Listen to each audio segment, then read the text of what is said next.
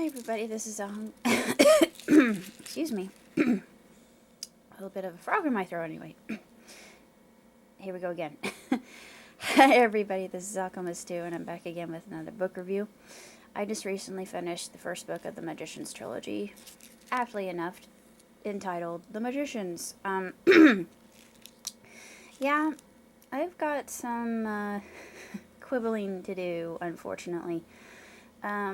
The book, usually this is the case, is far superior than the TV series. So the TV series actually complements it in many ways, but other ways they completely miss the point. For instance, we never get to know Penny's real name unless the producers are going to do that, and I won't give away any spoilers, so no worries. There were some things in the episodic epic that were not in the book. And one of those things that I found particularly interesting was the fact that Malakovsky, he was he was actually transformed into the gruff kind of curmudgeon that he is due to Emily Greenstreet, and Emily Greenstreet is a very interesting anathema, and she is a seductress, amongst other things. I'm not going to say what I really think about her because I don't use words like that, and it's not proper. But she encounters Quentin later on in the book, and it's very uncomfortable, and you think, how is he going to handle this? And he handles it the way that we think he will. I'm not going to give away any spoilers, but I absolutely adored the book, and it made me want to read more. And we learn about creatures called Niffins, and the beast is actually a Niffin, and Niffins in and of themselves are beings that are evil incarnate.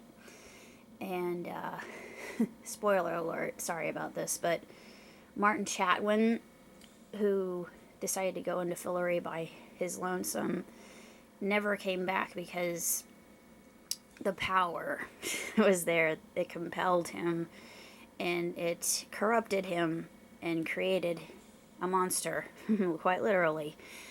I told my dad what Niffins were, and he said, I just hope to God they never exist in our dimension. I said, too right. Absolutely.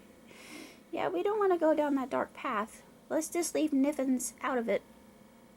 But they are by far the most creepy being I have ever encountered in any fantasy novel. And now you understand why.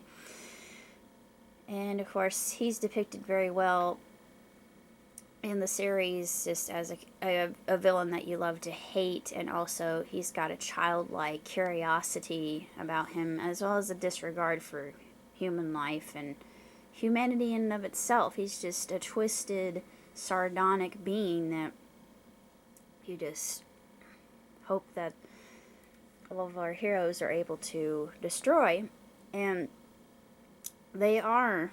And unfortunately, one of the characters, she becomes corrupted as well. I'm not going to say which one it is, but in the series, they lead you to believe that she is dead. Well, I guess that would be accurate.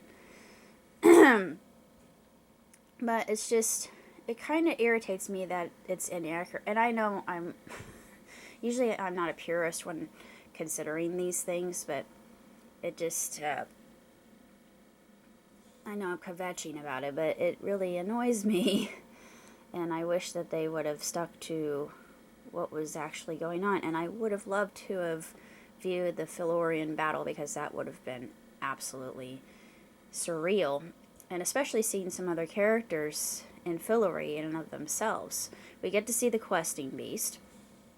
We get to see the Chatwins, and we get to see who the Beast really is, and etc., etc., but it's just really obnoxious that we don't really get a chance to delve into a lot of the little minuscule details that the book so illustriously paves for us and weaves for us. And that's the only thing that I can say that I didn't care about the series, but I'm still going to watch it despite that.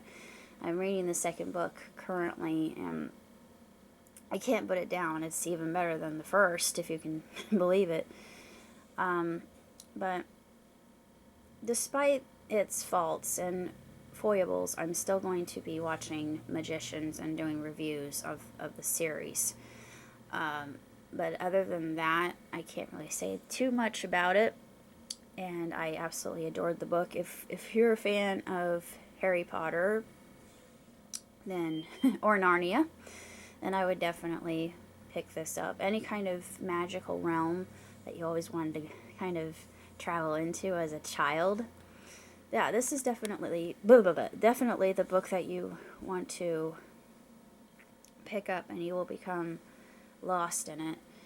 Word to the wise, there is a lot of swearing in this book, but given the context and the characters and everything that's going on, it's understandable. Why it's sort of like, I'm going to equivocate it.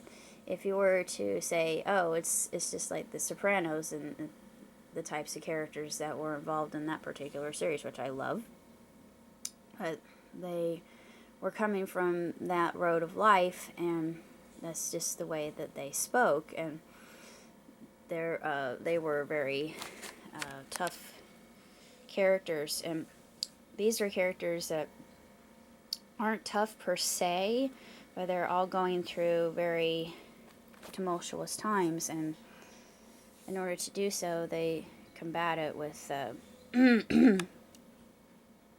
profane language. But beyond that, I feel like it is a sensational series, and the first book is a real whopper. It is truly stellar and astronomically phenomenal, and if you are really into the realm of fantasy, then pick it up by any means, and you'll fall in love with the characters just like I did. But that's about it. Until next time, live long and prosper. Ciao, tutti.